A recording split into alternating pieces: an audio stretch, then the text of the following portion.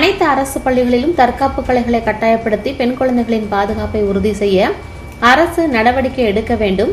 தோரணமலை ஆலய படிப்பகத்தில் பள்ளியில் பயிலும் மாணவிகள் கோரிக்கை. தென்காசி மாவட்டம் கடையம் மேற்கு தொடர்ச்சி மலைப்பகுதியில் அமைந்துள்ளது தோரணமலை ஸ்ரீ முருகன் கோவில். அகத்தியர், தேரையர் போன்ற சித்தர்களாலும் முனிவர்களாலும் வழிபட்ட திருத்தலமாகும்.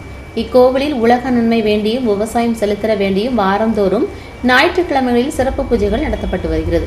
அந்த வகையில் வைகாசி மாதம் முதல் ஞாயிற்றுக்கிழமை அன்று இக்கோவில் தல விருட்சகமாக ஈசன், பார்வதியாகவும் போற்றப்படும் அரச மரத்திற்கும் வேப்ப மரத்திற்கும் சிறப்பு பூஜை நடைபெற்றது. இதனைத் தொடர்ந்து சப்த கண்ணீர்களுக்கும் புனித சுனைநீர் மற்றும் 27 நட்சத்திரங்களுக்கான மரங்களுக்கும் சிறப்பு பூஜைகள் நடைபெற்றது. தொடர்ந்து பள்ளி குழந்தைகளை கொண்டு சரஸ்வதி அம்பாளுக்கு சிறப்பு பூஜை நடைபெற்றது. இதனைத் தொடர்ந்து தோரணமலை அறங்காவலர் சண்முகராமன் ஏற்பாட்டில் ஆலய வளாகத்தில் கோடை கால விளையாட்டு பயிற்சிகள் நடைபெற்றது.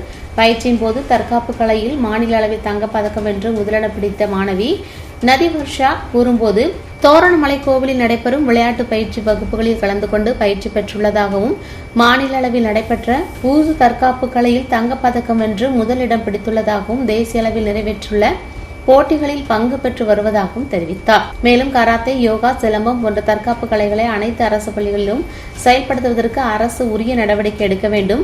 தற்காப்பு கலைகளை பயில்வது பெண் குழந்தைகளுக்கு பயனுள்ளதாகவும் பாதுகாப்பாகவும் இருக்கும். எனவே புதிதாக பொறுப்பேற்றுள்ள அரசு அதற்கான நடவடிக்கைகளை எடுக்க வேண்டும் என பள்ளி மாணவிகள் கோரிக்கை விடுத்துள்ளனர்.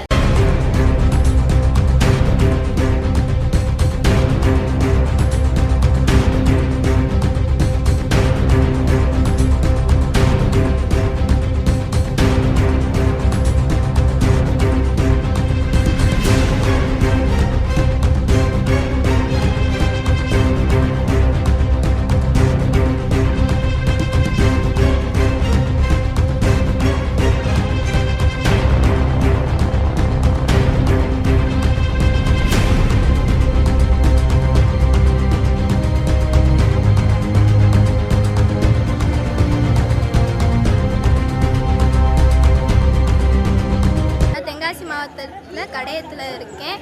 நான் தோரணமலைக்கு வாரம் வருவேன். இங்கே கராத்தே, யோகா, சிலம்பம் இதெல்லாம் ஃப்ரீயாக சொல்லி கொடுக்காங்க. இதில் நான் ஊஷூவில் நேஷ்னல் லெவலில் பார்ட்டிசிபேட் பண்ணியிருக்கேன். என்ன மாதிரி நிறையா பெண்கள் சாதிக்கணும்னு கேட்டுக்கிறேன். அரசு பள்ளிகளில் தற்காப்பு கலை கட்டாயப்படுத்தணும்னு நான் கேட்டுக்கிறேன். இது பெண்களுக்கு பாதுகாப்பாகவும் அவசியமாகவும் இருக்கும். நன்றி.